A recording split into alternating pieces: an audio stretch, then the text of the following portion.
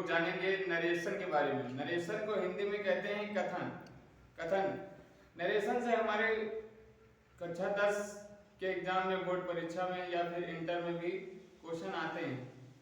2 number का प्रश्न आता है नरेशन से कक्षा 10 में। नरेशन को 2 भागों में बांटा गया है, डायरेक्ट नरेशन और इनडायरेक्ट नरेशन। डायरेक्ट नरेशन को हिंदी में कहते हैं प्रत्यक्ष कथन और इनडायरेक्ट नरेशन को हिंदी में कहते हैं अप्रत्यक्ष कथन।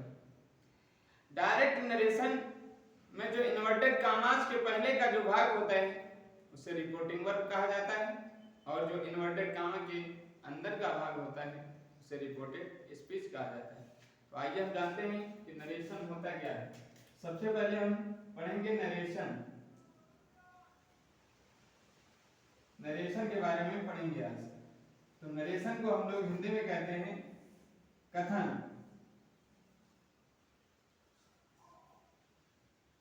कथन इसको हम लोग कहते हैं हिंदी में कथन। अब इस नरेशन को 2 भागों में डिवाइड किया गया है। पहला भाग जो इसका है इसको डायरेक्ट स्पीच या डायरेक्ट नरेशन कहा जाता है। जो पहला इसका भाग है इसको डायरेक्ट स्पीच यानी डायरेक्ट नरेशन कहा जाता है। Direct speech. और अगला जो दूसरा भाग है इसका, इसको इनडायरेक्ट स्पीच।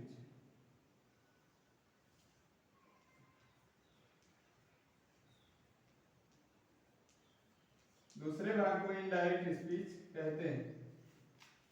इसको हिंदी में अप्रत्यक्ष कथन, यानी हिंदी में क्या कहते हैं अप्रत्यक्ष कथन।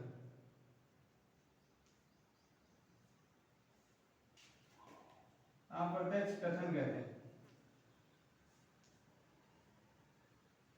और इसको डायरेक्ट स्पीच को हिंदी में कहते हैं प्रत्यक्ष कथन।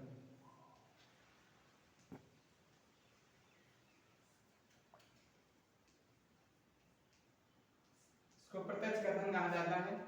इस प्रकार से नरेशन को 2 भागों में डिवाइड किया गया है, डायरेक्ट स्पीच और दूसरा है इनडायरेक्ट स्पीच, जिसे हम अप्रत्यक्ष कथन कहते हैं, और डायरेक्ट स्पीच को हिंदी में प्रत्यक्ष कथन कहते हैं। अब हम जानेंगे कि प्रत्यक्ष कथन होता क्या है। तो डायरेक्ट स्पीच यानी वक्ता द्वारा कही गई बात को, यानी स्पीकर वक्ता के द्वारा कही गई बात को हम ज्यों का त्यों किसी को बताना, यानी बिना किसी परिवर्तन के कह देना, डायरेक्ट स्पीच कहलाता है, जिसे हम हिंदी में प्रत्यक्ष कथन कहते हैं। और इनडायरेक्ट स्पीच क्या होती है, इसको हम लोग अप्रत्यक्ष कथन कहते हैं। तो किसी भी वक्ता द्वारा कही गई बात को, यानी स्पीकर के द्वारा कही गई बात को अपने शब्दों में यानी परिवर्तित कर कहना, लेकिन ऐसा करते हुए उसका भाव और अर्थ नहीं बदलना होता, क्या कहलाता है, इनडायरेक्ट स्पीच कहलाता है, अप्रत्यक्ष कथन कहलाता है। जैसे हम डायरेक्ट स्पीच में कोई सेंटेंस लिखते हैं, डायरेक्ट स्पीच में हम लोग लिख रहे हैं सेंटेंस, जैसे ही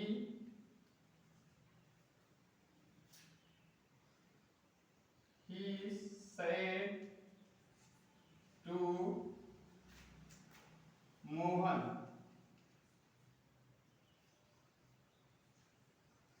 he said to Mohan, comma, double inverted comma,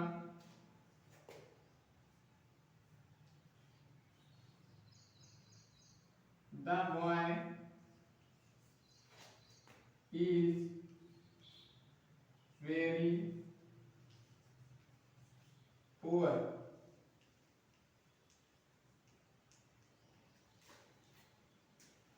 ही माने वह, साइड टू माने कहता है, मोहन यानी मोहन से कहता है the boy is very poor, तो लड़का है बहुत गरीब।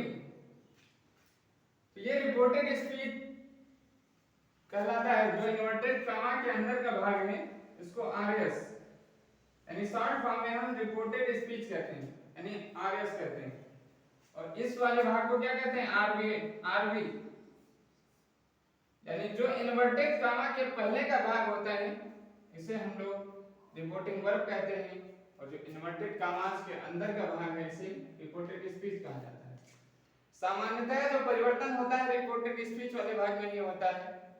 और यदि हमारी रिपोर्टिंग वर्ब पास्ट टेंस में सेड टू दिया हुआ है तो हम लोग इनडायरेक्ट बनाते समय सेड टू को टोल्ड में परिवर्तित कर देते हैं, सेड टू को टोल्ड में परिवर्तित कर देते हैं और इन्वर्टेड कामास को हटाकर कंजंक्शन दैट जोड़ा जाता है।